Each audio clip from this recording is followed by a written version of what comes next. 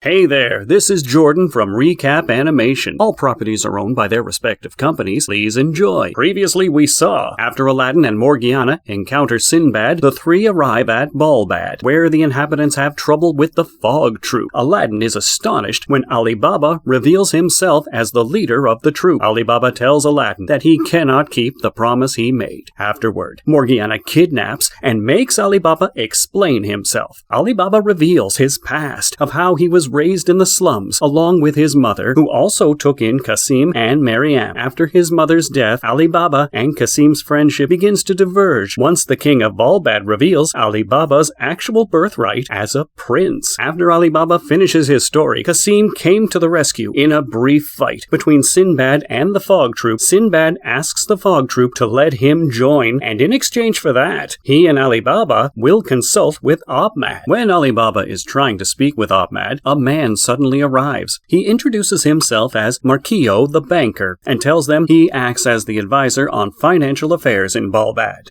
Then a man Aladdin saw outside arrived, and Sinbad was shocked to see that it was Judar. So Sinbad asks him the reason for his arrival, so Judar tells him he is the priest over at the Ku Empire, and he is here for some matter with Ahmad. Ignoring Ali Baba's protests, Ahmad reveals to Sinbad that by recommendation of his financial advisor, Marquillo, he relinquished all of Balbad's trading rights to the Ku Empire. Ahmad then tells Sinbad to leave, while ignoring Aladdin's presence. He tells Sinbad that he can't start trading with Sindria again because he already gave Balbad's trading rights to the Ku Empire. Seeing the situation, Ali Baba shouts at Ahmad. Still, Ahmad calls him trash, which makes Ali Baba mad, which makes Sinbad interfere, and he tells Ali Baba to withdraw for now. Afterward, when Ali Baba is back, Aladdin and Morgiana ask how the negotiations went. In the end, they couldn't change anything. But Aladdin tells him that's not true, because his talks with the king touched many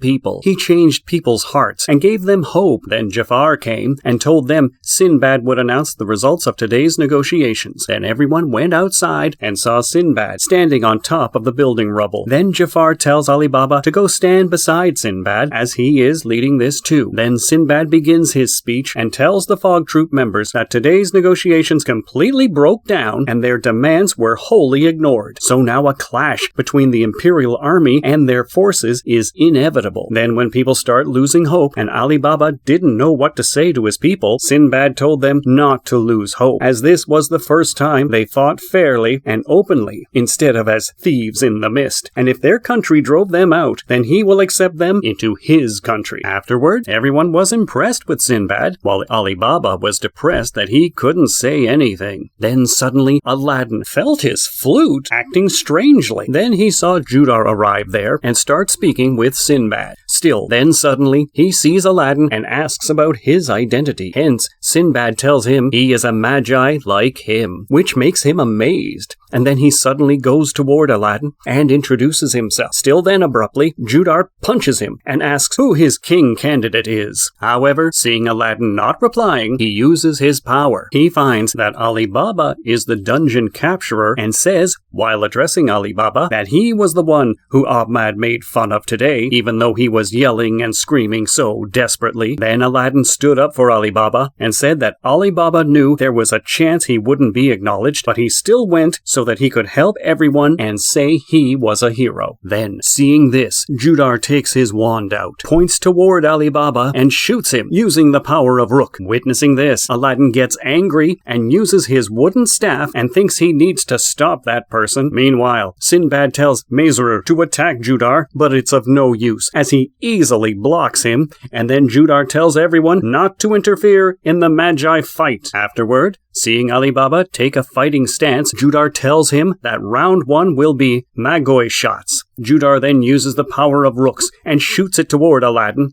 but he easily blocks it and shoots it back at Judar. Then Judar tells Aladdin that there's no meaning in them shooting Magoi, as Magi, they are protected by Rook, so their Magoi will just negate each other. So they will use magic to fight with each other. Then Judar used lightning magic, and Aladdin tried to stop his attack by creating a shield with Magoi, but lightning broke it. Then, when Judar thought he succeeded, Aladdin's Jinn, Ugo, appeared to protect him. Afterward, Judar uses his power to make water from the fog of Balbad and then freeze water, turning it into ice, making multiple spears, and then shooting them at Aladdin, injuring multiple civilians. Then Ugo punches Judar, making him collide with the ground. But he stands up, unscathed, and then uses his ice spears and pierces Ugo's back, making him lose Magoi. Seeing this, Aladdin panics and tries to give him all his Magoi, but it doesn't heal his injuries. Then Judar attacks Aladdin, but then Morgiana grabs Aladdin and dodges Judar's attack. Simultaneously, Ali Baba attacks him with his dagger, but has the power of Ammon in it. So Ali Baba breaks Judar's barrier and gives him a small cut on the face. Seeing this, Judar again raises his wand to attack, making Ali Baba collide with the building. Then abruptly, Ugo punches Judar, making him use his powers to attack him. Then Judar uses a massive ice spear and pierces Ugo's stomach with it. Still, Ugo, with his overwhelming powers, catches Judar and presses him between his hands. Then Ugo puts magic on his hand and hits Judar, who is already unconscious. Afterward, Ali Baba asks Aladdin how Ugo can move without his command, to which Aladdin tells him it's not actually supposed to happen that way. Then suddenly the princess from the Ku Empire arrived there and told her aide not to let Judar die, as it would be a huge loss for them. She then uses her metal vessel powers against Ugo, but his powers overwhelm her. This forces her to use her full power by transforming half of herself with the power of her metal vessel. She then attacks Ugo and effortlessly defeats him, making him return to the flute. She then asks her aide if Judar could be saved. The aide tells her that Judar is barely alive, but he would need proper facilities to heal him completely. Aladdin sees all of this and uses his flying carpet to tell her to fight him. The princess agrees and sends her other guards to fight everybody else. Still, before the princess and Aladdin could start fighting, Sinbad stepped in. He grabbed the princess by the arm and told her he was Sinbad, king of Sindria. He told her it was wrong for two people in their positions to be fighting here and told her to stand down. He then told Aladdin the same thing and tried to calm him down. The princess from Ku agreed while blushing and went back. Later, Sinbad and the team are trying to treat the injured. Then suddenly, Ali Baba hears that Aladdin is not breathing and rushes toward him and finds him lying unconscious in the middle of the street. Then Sinbad appears and hurriedly tells Ali Baba to remove his flute from him. After taking away the flute, they take him to the room there where they check on his condition. Jabbar tells him his condition is dangerous because he lost a lot of Magoi trying to bring out Ugo. Then Sinbad thinks even after Aladdin gives his Magoi, the 8-pointed star seal hasn't reappeared on the flute. Later that night, the deputy king and Ali Baba's brother, Sabmad, arrives, telling Ali Baba to stop Abmad and save the country, but due to his scared nature, he can't continue. Then, Guard Barkak explains that the abnormalities started right when the previous king fell sick and Abmad was looking after the country. Then one day, a financial advisor came to them. Their trade with Parthivia was at a standstill at the time. Their economic situation was worsening by the day. That financial advisor said he had fixed the financial situations of many other countries before, so they decided to follow his advice. Then the financial advisor brought Fwan, which was paper money. When they showed it to Balbad citizens, things were great, but after a while, to borrow Fwan, the king had to pay interest to the banker. Then the value of the Fwan slowly started to change, and the country had to take a considerable loss. The supplies were never enough, but the nobles and the king's life was getting easier. So to get more Fwan from the banker, King Abmad's decision was to make the citizens of Balbad collateral, because they didn't have any assets left to be used as collateral. Then Barak tells them their deal will happen during his marriage with the Ku princess 5 days from now. Afterward, everyone, including Morgiana and Sabmad, tells Ali Baba to save this country and end this madness, while Ali Baba looks at Sinbad. Then Sinbad says that he will ask Sindria's allies to submit a formal objection to the government of Balbad, and he'll definitely put an end to Abmad's absurd idea to sell his citizens as slaves. Afterward, Sabmad returns to the palace. As Morgiana walked toward Sinbad's room, she heard him tell Jafar that he doesn't expect much from Ali Baba because his skills and confidence leave something to be desired. He also said that he doesn't know why Aladdin chose him. Then he drank some alcohol. Suddenly, the door to his room slammed, and Morgiana said that she took care of all the wounded for now, and that it's true that Ali Baba sometimes lacks confidence. Still, he was the one who saved her from a life of slavery, so she believed he could save the country too. She leaves after that. Meanwhile, Meanwhile, the banker tells Ahmad that the upcoming wedding and signing ceremony will make Balbad flourish more than ever before, and then tells him not to worry because with the Ku Empire, he will bring Balbad to new glory. Later, Ali Baba was called by Sinbad, and he tells him that he is very close to his father, the late king. Once, he told him that he had another son. He's really exceptional, the king said to him, and then Sinbad says to Ali Baba that he must have been referring to him, and says he never imagined that son was a dungeon capturer like him, and says that maybe the rook guided them to meet one another. Then Ali Baba tells Sinbad that he is nothing like him, and he is someone who borrowed Aladdin's power to clear a dungeon and hasn't done anything. The power he gained from his jinn didn't even do anything against the enemy, nor to Sinbad when they fought, and Ali Baba says they are nothing alike. Sinbad tells Ali Baba that his lack of confidence is a problem, and as long as Ahmad is king, this country cannot avoid becoming a vessel of the Ku Empire, so this country needs to be remade. Then Sinbad tells Ali Baba in a serious tone that he must become the king of this country, and then tells Ali Baba he does not need to worry. He'll support him as much as he can and teach him how to use his jinn properly. Still, Ali Baba tells him there is no way he could become the king. Later, Ali Baba is walking in the city, where many people surround him by the bridge and ask him to save them. Then suddenly, someone grabs him by the rope and pushes him down the bridge, making him fall onto the boat. Then the boat takes him to Qasim's hideout. There, Qasim invites him to join them as they are going to the war against the government and use civilians as soldiers. Then tells Ali Baba they even have a weapon supplier. Still, Ali Baba declines his offer and tells him he will find a way to solve this without endangering the civilians. At night, Ali Baba goes to Sinbad and tells him he wants to protect this country and asks him to teach him how to use a jinn properly, and says he doesn't know about destiny or becoming king, and says he just wants to do whatever he can to help this country. Still, Ali Baba doesn't tell Sinbad about Qasim as he is still his friend. Sometime later, Morgiana tries to find Ali Baba with no success and realizes that he has left to confront his brother alone. Meanwhile, at the palace gates, Ali Baba stands before the guards asking them to let him in. If you have made it to the end, thank you so much for watching this recap with us. If you like this recap and want to see more of it, click the like below to watch part 5 of the series.